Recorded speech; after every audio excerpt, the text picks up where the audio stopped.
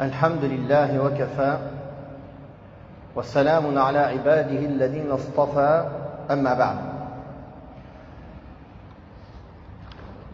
Après avoir parlé du chapitre concernant la description des ablutions, l'écrivain rahimahullah a entamé le chapitre concernant l'essuyage des chaussons et de la tête. Et il a dit s'il porte des chaussons ou autre chose similaire, c'est-à-dire des chaussettes, selon l'avis le plus juste. Des chaussons, ce qui est voulu par chaussons ici, le khouf, c'était comme des chaussons, comme des chaussettes en cuir que portaient auparavant les musulmans à l'époque du prophète sallallahu alayhi wa sallam, qui couvraient tout le pied jusqu'à au-dessus de la cheville, jusqu'au malléole. C'est comme, donc c'est des chaussons en cuir, différents des chaussures, c'est-à-dire elles n'avaient pas de semelle, à la différence des sandales ou des chaussures qui avaient des semelles. Les chaussons n'avaient pas de semelle spécifique, c'était du cuir au-dessus et en dessous. Sur le fait d'effleurer les chaussons, tous les gens de la sunna sont d'accord qu'il est permis d'effleurer sur les chaussons en cuir, de manière globale. Après, ils divergent sur les détails. Quel cuir? Est-ce qu'on peut le faire sur autre que du cuir? Combien de temps? Quelles sont les conditions d'essuyage? Donc ils divergent sur les détails. Mais sur ce statut général, le fait d'effleurer les chaussons, c'est quelque chose qui a été rapporté par les gens de la sunna, tellement cela a été rapporté que certains livres du dogme et de croyance parlent de ce point-là, l'effleurement des chaussons,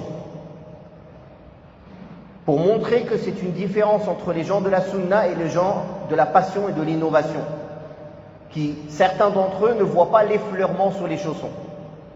Donc c'était une différence. Parfois il y a des points de jurisprudence qui ne sont pas des points dogmatiques, mais qui peuvent faire, qui montrent la différence entre les gens de la sunna et certains gens de l'égarement. Par exemple, certaines sectes sont connues pour certains avis juridiques propres à eux, qui n'existent pas chez les gens de la sunna. Ce point en fait partie. Ce point en fait partie. Ou autre chose similaire, c'est-à-dire les chaussettes. Et les savants ont plusieurs avis concernant l'effleurement des chaussettes. Certains voient qu'il est permis d'effleurer les chaussettes à condition qu'elles aient une semelle. À condition qu'elles aient une semelle. C'est-à-dire que le bas est une semelle et le haut est en laine, par exemple. Maintenant, ça existe des chaussettes avec des semelles en plastique.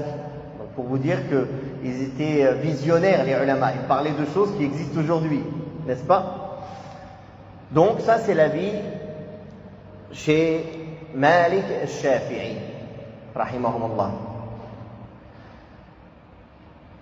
Et il ne voit pas l'autorisation d'effleurer les chaussettes. Abu Hanifa, rahimahullah, était du même avis auparavant, puis il a changé d'avis. Et chez d'autres savants, chez l'imam Ahmed et aussi chez Abu Hanifa, quand il a changé d'avis, il est permis d'effleurer les chaussettes si elles sont épaisses. C'est-à-dire, c'est épaisse, ça veut dire quoi? Qu'elles ne laissent pas transparaître la couleur de la peau. C'est ça, épaisse. L'épaisseur minimum, c'est qu'elle ne laisse pas transparaître la couleur de la peau. Et d'autres savants voient que n'importe quelle chaussette, à partir du moment où cela couvre les pieds, il est permis d'effleurer dessus. Il est permis d'effleurer dessus. Qu'est-ce qui est le mieux? Est-ce que effleurer les chaussons est une sunna, est recommandé, ou est-ce que c'est juste permis? Et est-ce qu'il est mieux de laver ses pieds ou d'effleurer les chaussons? Ça, c'est une question qui se pose, n'est-ce pas? Ça, c'est une première question. Deuxième question, est-ce que effleurer les chaussons est une rukhsa, une permission que l'on utilise عند الحاجة, quand on a besoin, ou bien c'est une permission générale? Ça aussi c'est une question qui se pose. Certains pourraient dire c'est une permission s'il y a un besoin. Par exemple si on a froid, ou si c'est difficile de les enlever. Sinon c'est pas permis, n'est-ce pas? Ou certains pourraient croire cela. Donc ce qui est juste en cela, c'est que effleurer les chaussons est permis, qu'on ait besoin ou qu'on n'ait pas besoin. Ça c'est le premier point important à connaître. Qu'on ait froid, qu'on n'ait pas froid, qu'on ait par juste envie d'effleurer les chaussons, bien sûr, si on respecte les conditions. Après on va parler des conditions. Peu importe, c'est permis. Qu'il y ait un besoin ou qu'il n'y ait pas de besoin. Mais qu'est-ce qui est le mieux? Est-ce que le mieux, quand on a des chaussons, on a fait les ablutions complètes, on a porté les chaussons ou les chaussettes, puis on a perdu les ablutions, et voilà qu'on veut faire les ablutions pour une prochaine prière. Est-ce qu'il est mieux, on a dit que c'était permis de passer sur les chaussettes ou les chaussons, mais est-ce que le mieux, c'est de les enlever et laver ses pieds? Ou est-ce que le mieux, c'est de passer sur les chaussettes et les chaussons? Ça, c'est un premier cas de figure. Deuxième cas de figure. On a les ablutions. On a les ablutions. Mais on veut aller aux toilettes. Donc, juste avant d'aller aux toilettes, on fait exprès de mettre des chaussettes ou des chaussons pour qu'après, on n'ait pas besoin de laver nos pieds. C'est permis. Mais c'est quoi le mieux? Le mieux, c'est de faire des ablutions dans l'état dans lequel on est.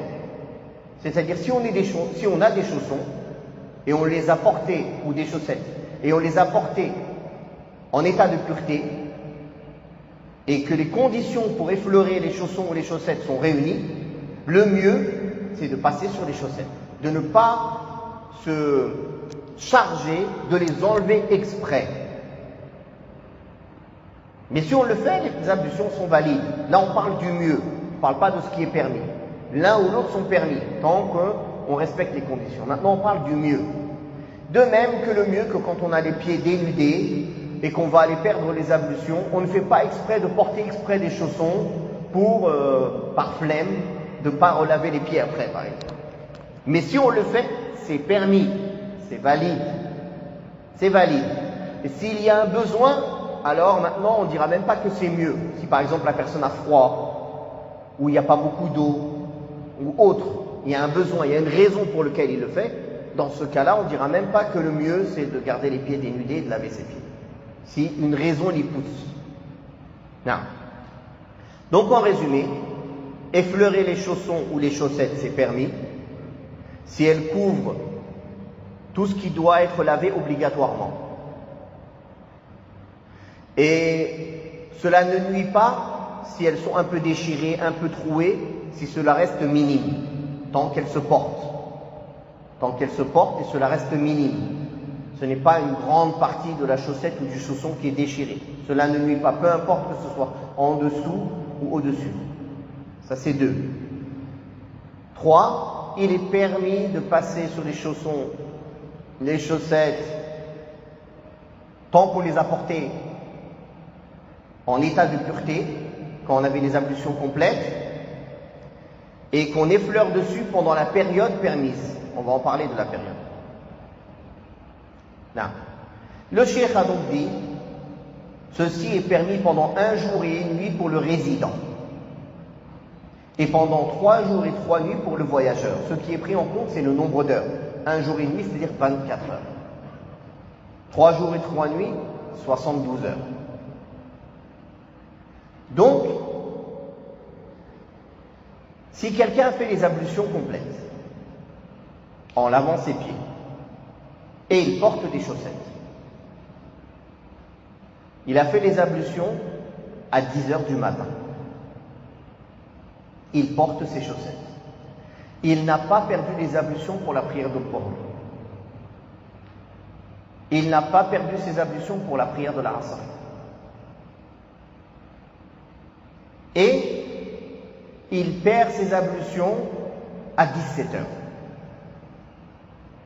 Puis il refait ses ablutions à 17h30. Et il effleure, il essuie ses chaussons.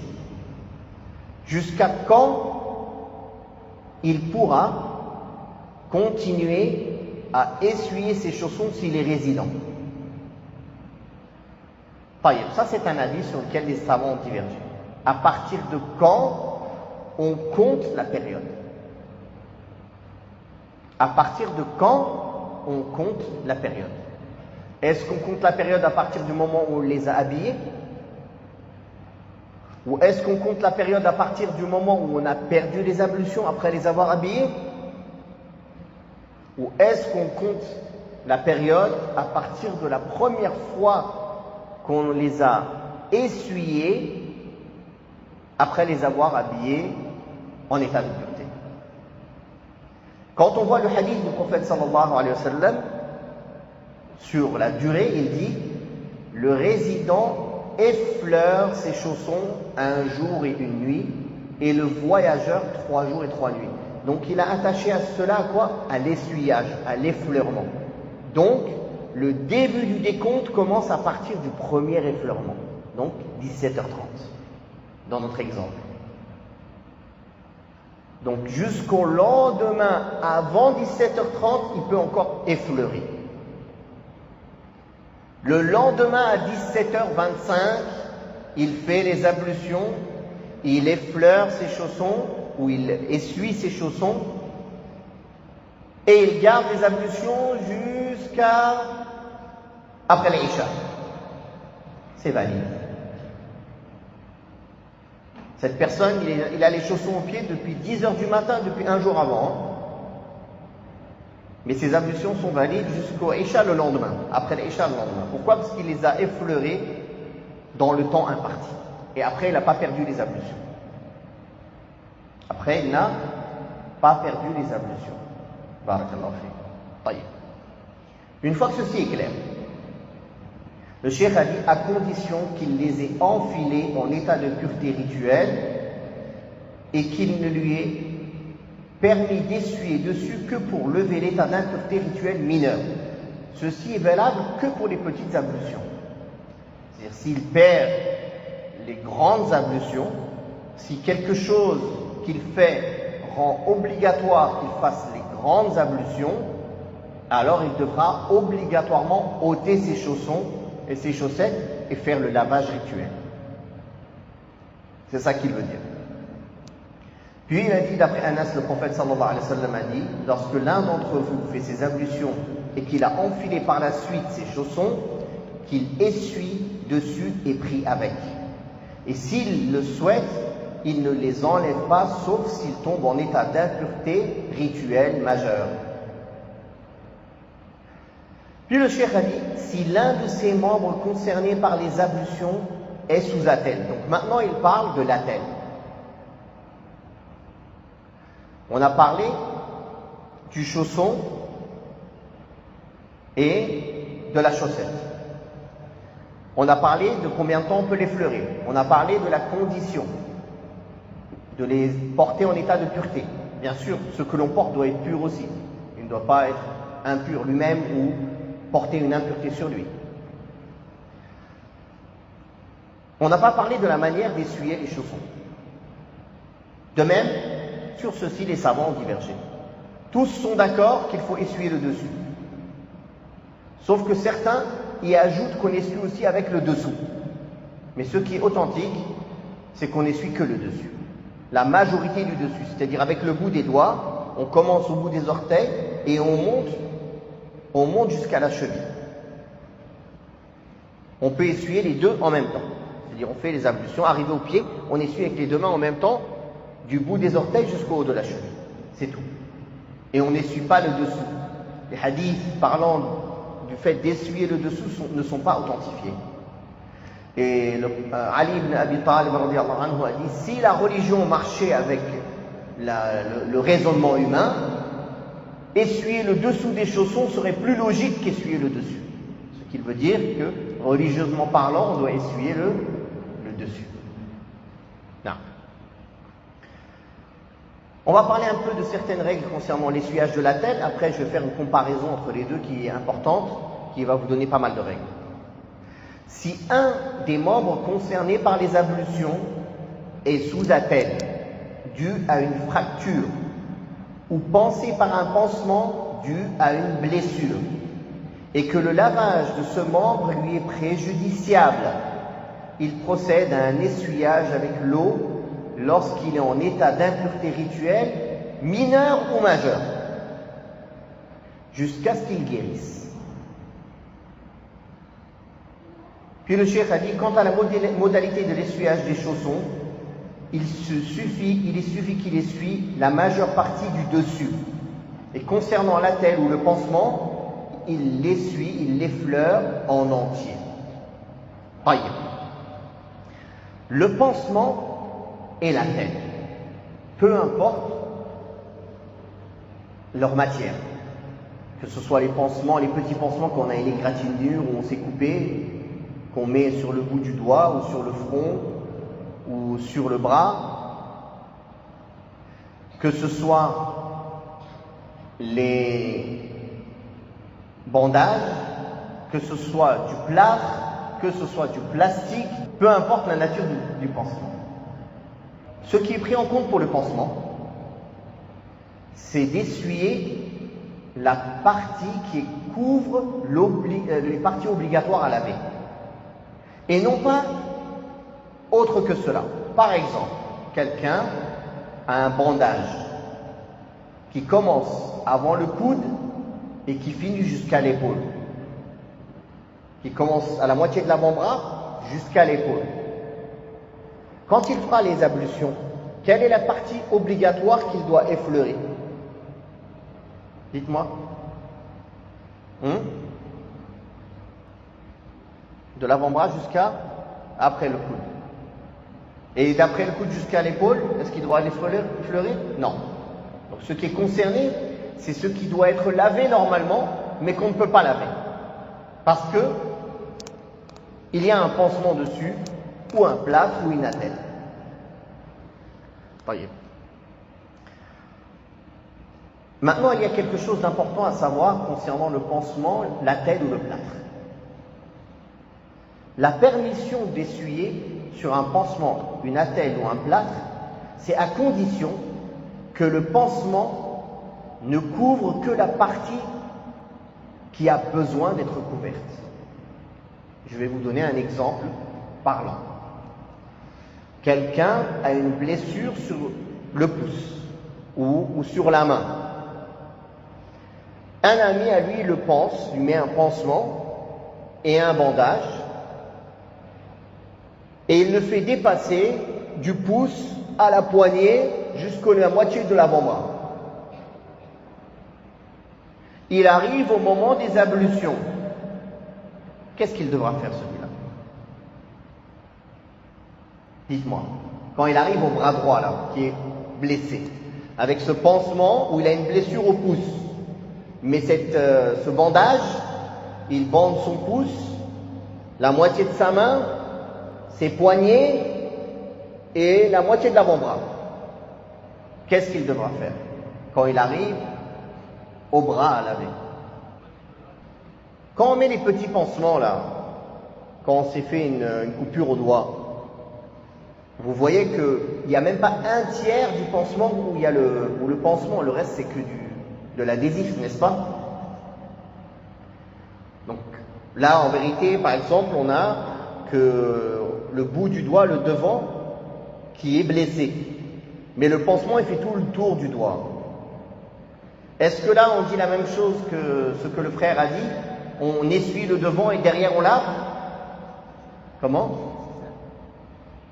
C'est nécessaire. C'est nécessaire pour tenir le pansement. Donc ça prend le même statut que le pansement qui est sur la plaie. Voilà. Ce qui est nécessaire pour tenir le pansement a le même statut religieux que le pansement en lui-même. Mais le surplus, ce qui n'est pas nécessaire pour tenir le pansement, non. Il ne rentre pas dans la permission d'essuyer ou d'effleurer. Il doit être lavé obligatoirement. D'où l'importance de ne pas trop élargir le pansement ou l'attelle ou le bandage inutilement. mais de le faire que selon la mesure nécessaire, ce qui est nécessaire. Bon, en général, une personne, un médecin ou un infirmier ou autre, normalement, il ne va pas s'amuser à rajouter du bandage pour rien. S'il le fait, c'est que c'est nécessaire pour bien tenir le bandage ou pour bien tenir la blessure ou la fracture ou parfois même l'entorse. Une entorse, parfois, on fait un bandage parce qu'on a eu une entorse. Taïeb. Maintenant que l'on a su cela, je vais vous citer 6 différences entre l'essuyage des chaussons et l'essuyage de la tête qui vont vous permettre de bien cerner le sujet, Inch'Allah. La première différence, c'est que le chausson peut être essuyé sans besoin. Il peut être porté et essuyé sans besoin. Alors que le pansement et la tête, on ne peut les essuyer que s'il y a une nécessité ou un besoin. Ça, c'est la première différence. La deuxième différence, c'est qu'il est obligatoire d'avoir porté les chaussons en état de pureté pour les essuyer, alors que le pansement ou l'attelle, ce n'est pas une condition de les avoir portés en état de pureté pour l'essuyer. La personne, quand il s'est blessé, il ne dit pas « Attends, il faut que j'ai le repos avant de me blesser ». Il ne choisit pas quand est-ce qu'il se blesse. Donc, il a besoin de mettre une attelle ou un pansement. Barakallahu fikum. Ça, c'est la deuxième différence. La troisième différence, l'essuyage, l'effleurement des chaussons et des chaussettes ne se fait que pour les petites ablutions, pour lever l'état d'impureté mineure. Alors que l'essuyage et l'effleurement du pansement et de la tête se fait autant pour lever l'état d'impureté mineure que majeure. Troisième différence. Quatrième différence, l'essuyage des chaussons et des chaussettes est délimité par un temps. 1 jour et 1 nuit pour le résident, 3 jours et 3 nuits pour le voyageur. Alors que l'essuyage de l'attelle ou du pansement n'est pas délimité par le temps, tant qu'il en a besoin. S'il a besoin de garder son attelle ou son bandage 6 mois, pendant 6 mois, il essuiera dessus. Cinquième différence, l'essuyage du chausson ou de la chaussette, il est suffisant d'essuyer la majeure partie de son dessus. Alors que l'essuyage du pansement et de l'attelle, il est obligatoire de l'essuyer entièrement. Toute la partie qui est concernée par le membre qui est obligatoire à laver, en entier. La 6e différence, c'est que l'essuyage des chaussons et des chaussettes n'est que pour les pieds dans les membres du corps, alors que l'attelle et le pansement est valable pour tous les membres du corps.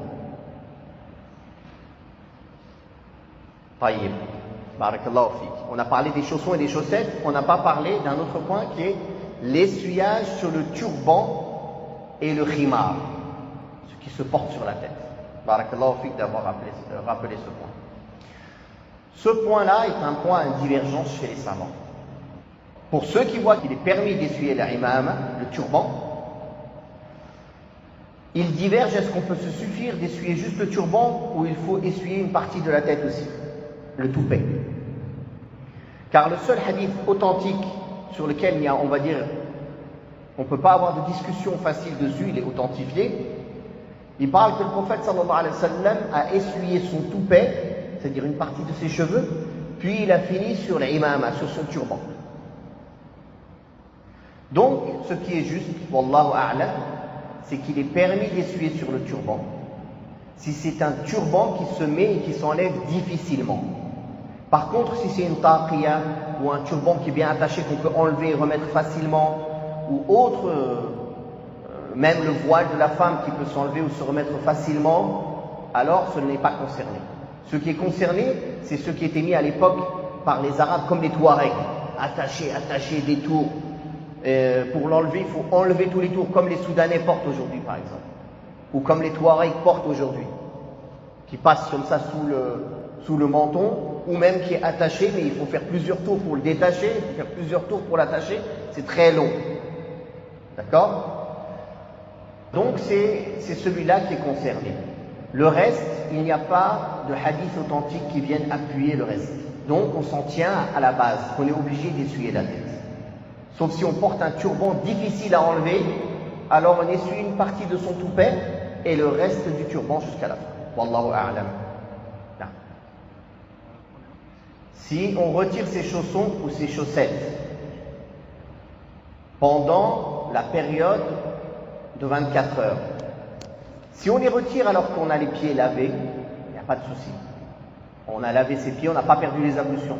Par exemple, comme dans notre exemple tout à l'heure, on a fait les ablutions complètes, on a mis ses chaussettes à 10 heures, on a toujours les ablutions.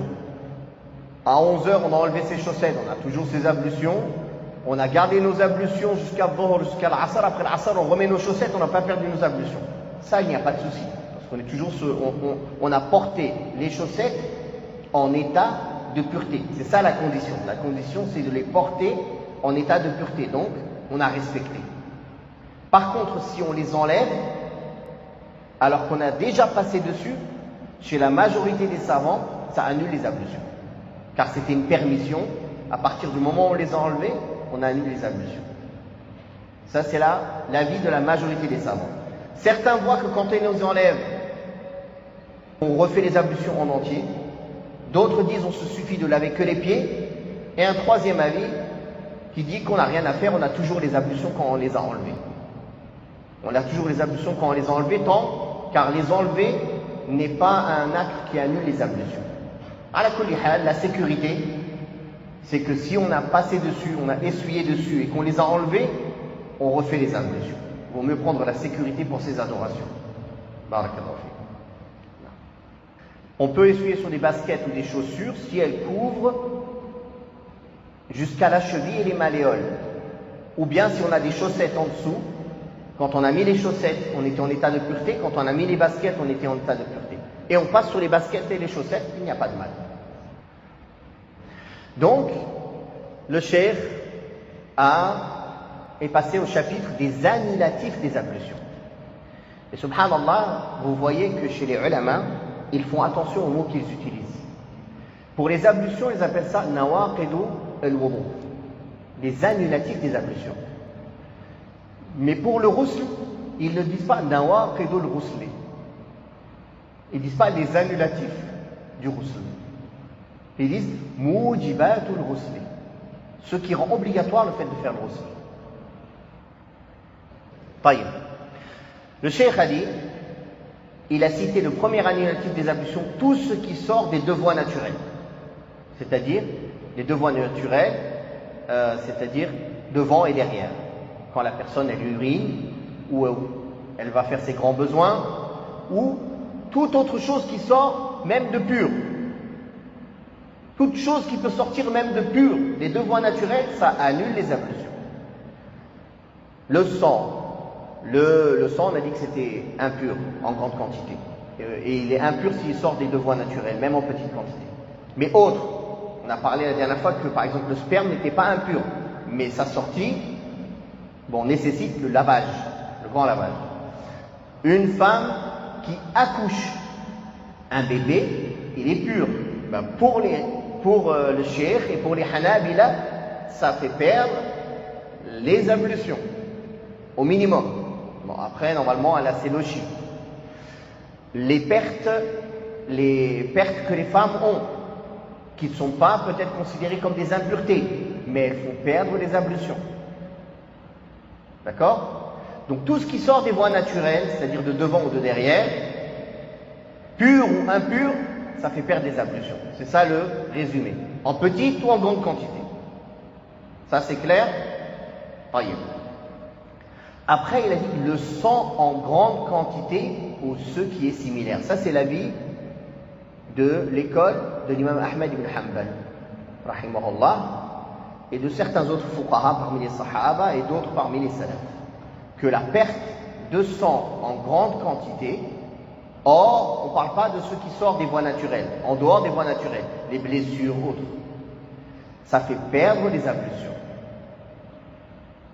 Le plus juste, wallahu a'lam, d'ailleurs même le cheikh a changé d'avis. Dans le Mukhtarat, dans son autre livre qu'il a écrit plus tard, un peu avant sa mort, il a pris l'avis que la perte de sang ne fait pas perdre les ablutions. Car il n'y a pas de preuve claire, authentique qui appuie cet avis. Mais ceux qui vont sur cet avis-là, comme là l'imam Ahmed ibn Hanbal et son école juridique, ils y mettent quand même des conditions.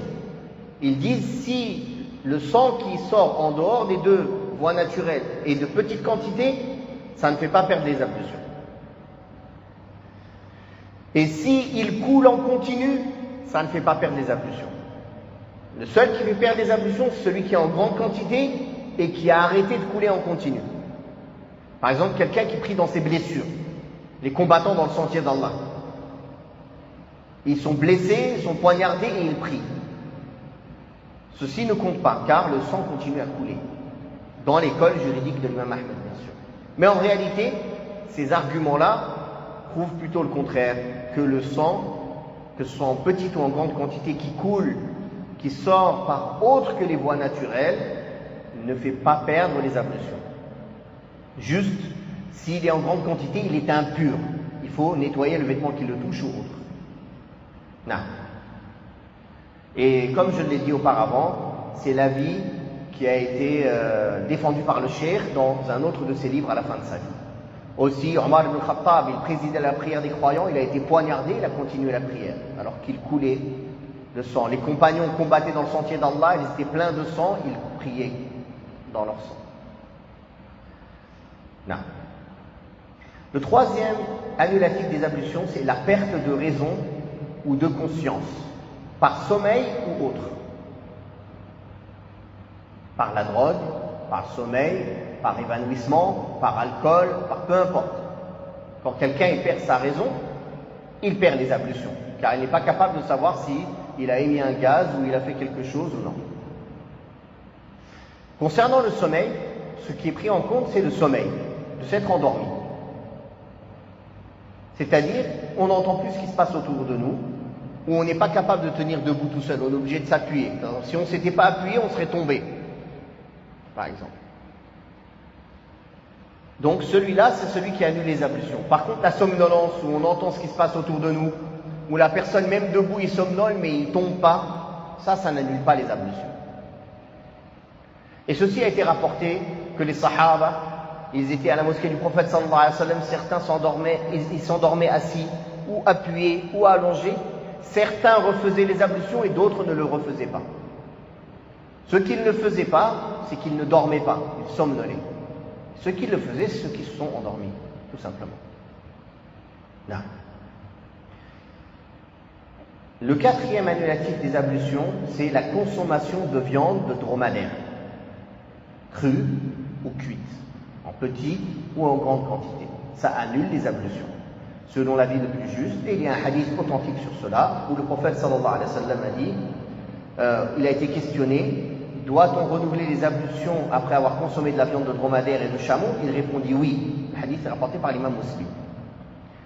Et ceux qui auraient été rapportés que les 4 califes et les sahaba ne voyaient pas qu'on fait les ablutions après avoir mangé du dromadaire, il n'y a rien d'authentique sur cela. Plutôt, ce qui est rapporté d'eux, c'est qu'ils ne voyaient pas l'obligation de refaire ces ablutions après avoir mangé quelque chose touché par le feu. C'est seulement recommandé et non obligatoire. Quelque chose de grillé. La viande grillée, par exemple, touchée par le feu. Non. C'est juste parce que le prophète sallallahu alayhi wa sallam nous a dit, alors on le fait. Après, il y a des gens qui ont essayé d'expliquer, mais on n'a pas une source sûre qui explique le pourquoi. On le fait parce que le prophète sallallahu alayhi wa sallam l'a ordonné. Wallahu a'lam, wa sallallahu ala Muhammad wa ala alihi wa sahbihi wa sallam, walhamdulillahi rabbil alamin.